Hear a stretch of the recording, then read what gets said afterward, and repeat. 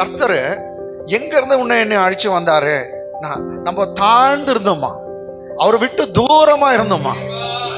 when you are far from me, he says, that is the time I called you. கர்த்தர் சொல்றார், என்னை விட்டு நீ தூரமா இருந்த, நீ தாழ்ந்து இருந்த, உன்னை யாரும் கண்டுக்கல, லோல இருந்த. அதனால தான் பைபிள் சொல்லுது, நம்மை தாழ்வில் நினைத்தவரை துதியுங்கள், அவர் கிருபை என்றும் உள்ளது.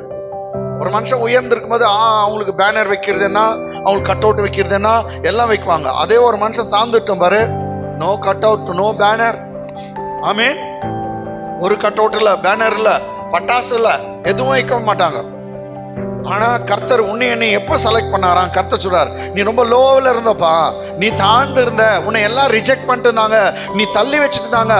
அந்த நேரத்துல நான் உன்னை தள்ளவில்லை, நான் உன்னை ரிஜெக்ட் பண்ணவில்லை,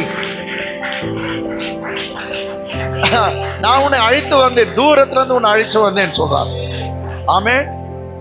நான் பூமியின் அடையாந்தரங்களில் இருந்து உன்னை எடுத்தேன், நீ என் தாசன், நீ என் தாசன், நான் உன்னை தெரிந்து கொண்டேன், நான் உன்னை வெறுத்து விடவில்லை என்று சொன்னேன். ஆமென். கர்த்தர் சொல்றார், நீ தூரமா இருந்த, தள்ளப்பட்டிருந்த அந்த நேரத்துல நான் உன்னை அழைத்து கொண்டு வந்தேன்.